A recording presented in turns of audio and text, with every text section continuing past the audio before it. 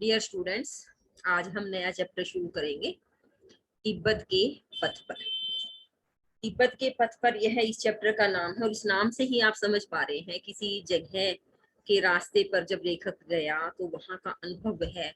इस रचना के माध्यम से हमें बात बता रहे हैं और इस तरह की जो विधा होती है जहाँ किसी यात्रा के बारे में बताया जाता है उसे हम यात्रा वृतांत के नाम से जानते हैं। यह आपके सिलेबस का आखिरी चैप्टर है। आपने इसमें निबंध, ललित निबंध, संस्मरण, व्यंग्य आदि कई चीजें पढ़ी हैं। आपकी जो पुस्तक का नाम है नव्यतर गद्य विधाएं, इसका लास्ट चैप्टर यात्रा वृतांत और चैप्टर का नाम है तिब्बत के पथ पर। यह हम आज पढ़ेंगे और जो इसके लेखक है वो है राहुल सांकृत्यायन। राहुल सांकृत्यायन जो है, यह नाम आपने पहले जबकि सप्रसंग व्याख्या के लिए साफ सुथरा अच्छे से लिखना सीखना है। सांकृत्यायन, यह नाम आपको अच्छे से पता होना चाहिए। तिब्बत के पथ पर चैप्टर का नाम है, जिससे आप सप्रसंग व्याख्या भी अच्छे से कर सके। और इसके साथ साथ मैं ये कहना चाहूंगी कि मान लो आप इसका कोई सार या इससे जुड़ा कोई प्रश्न करते हैं तो आपको जो आपका चैप्टर होता है वह और उसके लेखक का नाम अच्छे से पता होना चाहिए और फिर यह पता होना चाहिए कि यह विधा क्या है। तो मैं फिर रिपीट कर देती हूँ कि यह यात्रा वृतांत है। राहुल सांकृत्यायन इसके लेखक हैं और इस चैप्टर का नाम है तिब्बत के पथ पर। इस तरह से हम इसमें राहुल सांकृत्यायन की तिब्बत यात्रा के बारे में जानेंगे। वहाँ उनके अनुभव कैसे रहे, वहाँ का स्थान कैसा है और वहाँ पे लोगों का रहन सहन कैसा है, और भी इस रास्ते से जुड़ी हुई बहुत सी रोचक बातें हम इस यात्रा वृतांत के माध्यम से जानेंगे। देखिए अब लेखक क्या कहता है कि आज सवेरे सवेरे थोड़ा थोड़ा पानी बरस रहा था। बड़े सवेरे ही शौच आदि से निवृत्त हो मैंने तमंग तरुण के साथ चलने को कहा।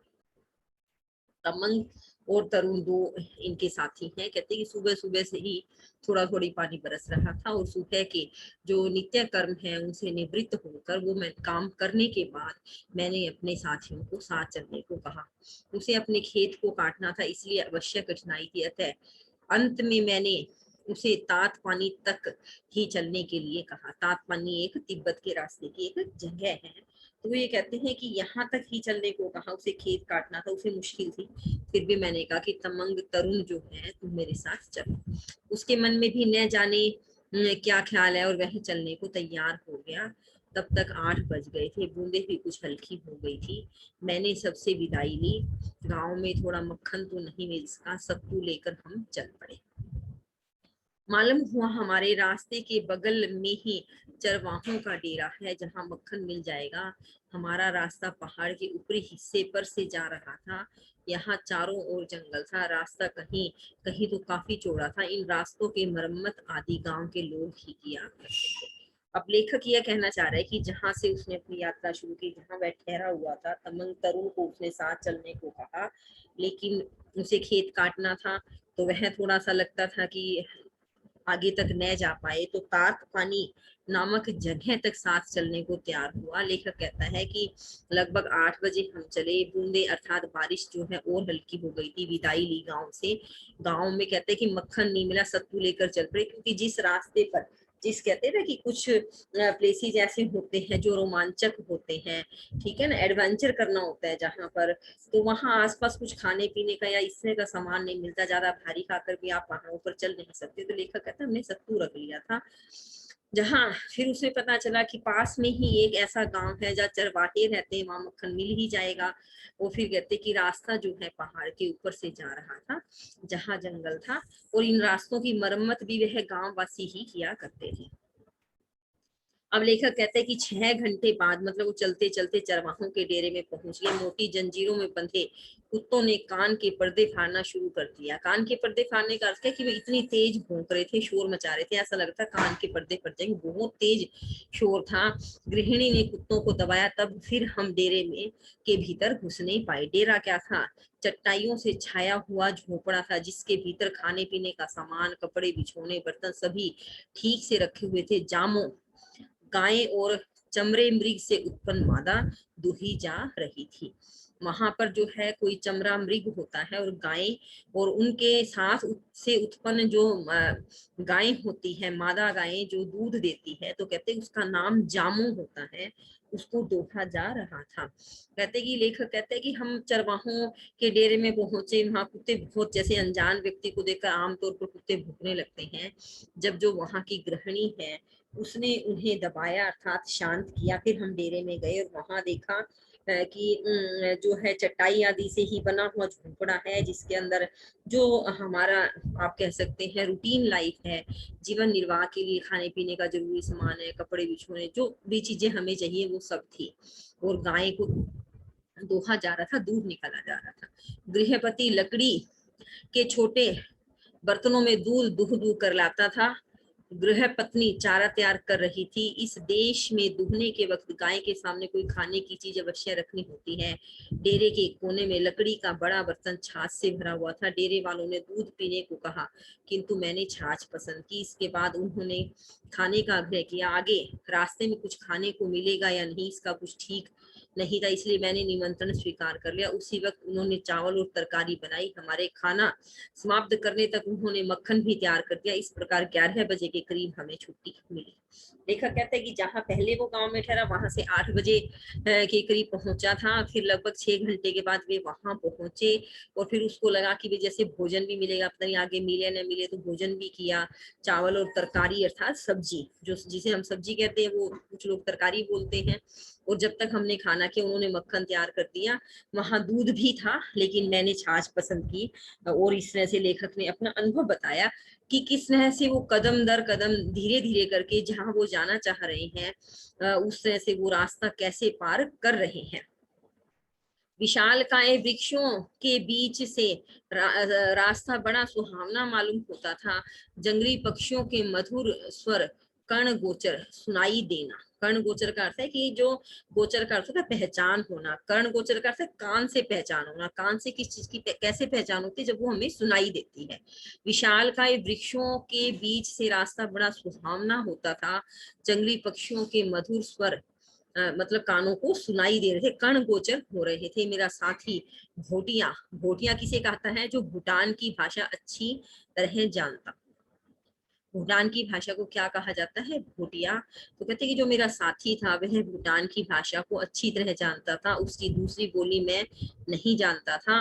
दोनों बीच बीच में भोटिया में बात करते, कभी स्ट्रॉबेरी चुनते, कभी जोकों के से पैर बचाते। जोक भी एक प्रकार का आप कह सकते कीट है, जानवर है, जो चिपक जाए तो जैसे छोड़ता नहीं है और अच्छा जख्म कर देता है, तो उनसे पैर बचाते हुए आगे बढ़ रहे थे।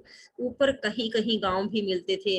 यह सभी गांव येल्मो लोगों के थे। सारा गांव सफेद ध्वजाओं का जंगल था। गांव के पास रास्ते में मानी बौद्ध धर्म से संबंधित कोई पवित्र संरचना होना अनिवार्य था। अब वो कहते हैं कि जहां हम भूटान की तरफ जा रहे हैं, तिब्बत के पथ पर गांव से आगे चले हैं, ऊंचाई भी है। जो वहां के रहने वाली मुख्य जाति है उनका नाम यल्मो है। और कहते कि जो मेरा साथी था भूटान की भाषा भूटिया जानता था और आपस में बात करते थे। किसी जो मिल जाता था उसके साथ उन्होंने स्ट्रॉबेरी भी चुनी और जोक आदि कीड़ों से अपने पाँव भी बचाए। और कहीं कहीं पर उस रास्ते में गांव थे और गांव के आसपास जो भी लोग थे वो यल्मो लोग थे। उनका येल्मो जो है नाम है। और सफेद ध्वजाओं का, चारों तरफ सफेद ध्वजाएं घूम रही है, लगाई हुई है। और मानी एक उस जगह का नाम, जैसे हम मंदिर कहते हैं ना, ऐसे ही बौद्ध धर्म से संबंधित कोई पवित्र संरचना, कोई पवित्र स्थान, उसे वो लोग मानी कहते हैं, अनिवार्य था।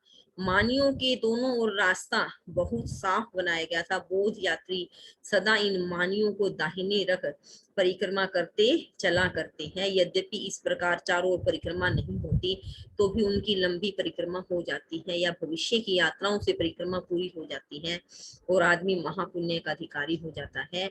एक गांव में तो मानी की दीवारों में पत्थरों पर खुदी हुई तस्वीरों पर रंग भी ताजा ही लगाया हुआ था। ऊपर कह चुका हूँ, येल्मो लोगों में लामा धर्म बहुत जागृत है और वह खाने पीने से भी खुश है। मतलब जो येल्मो लोग हैं उनके धर्म का नाम लामा है, वे उस धर्म के अनुयायी हैं, जागृत है।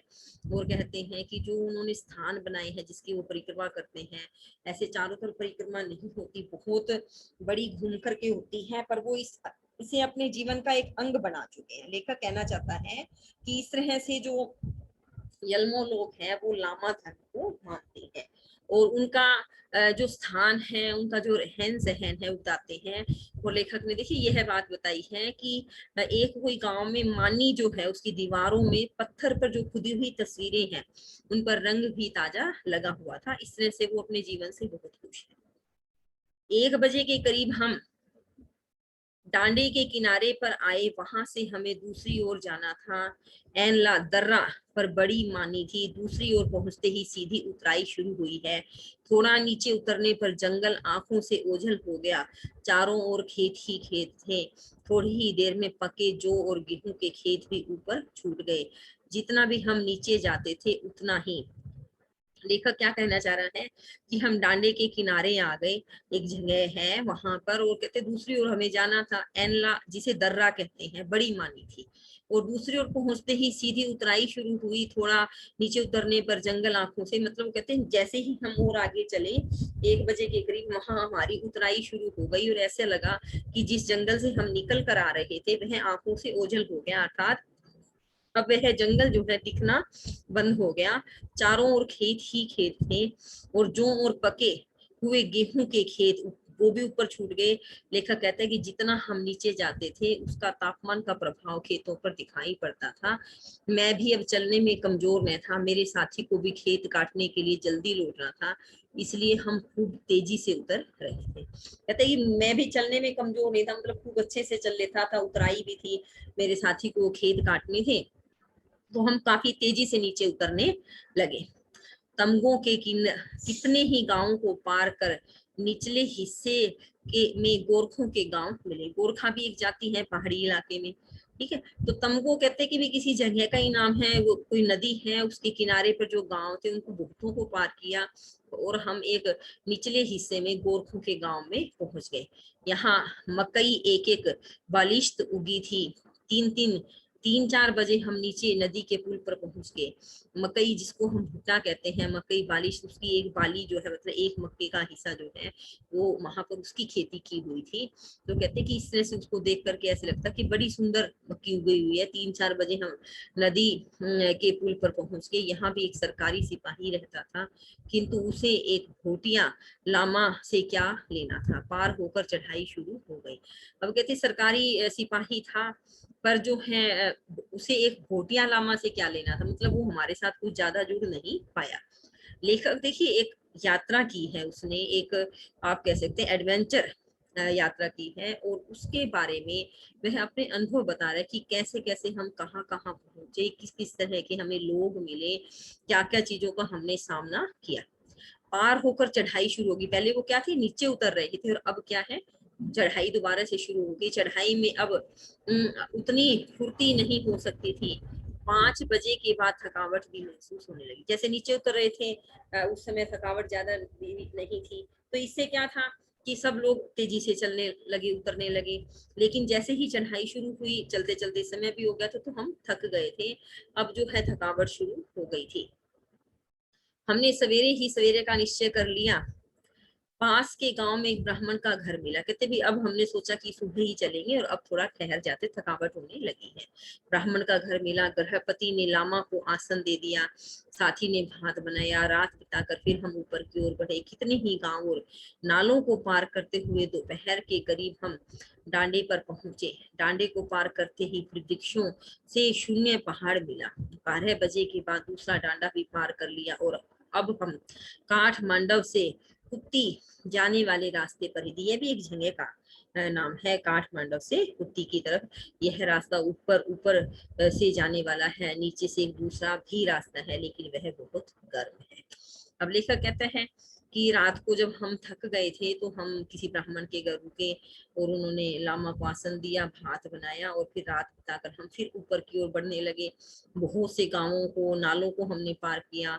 दोपहर में करीब दोपहर होने को आई, तब हम डांडे पर पहुंचे। डांडे को पार करते ही वृक्षों से शून्य पहाड़ मिला।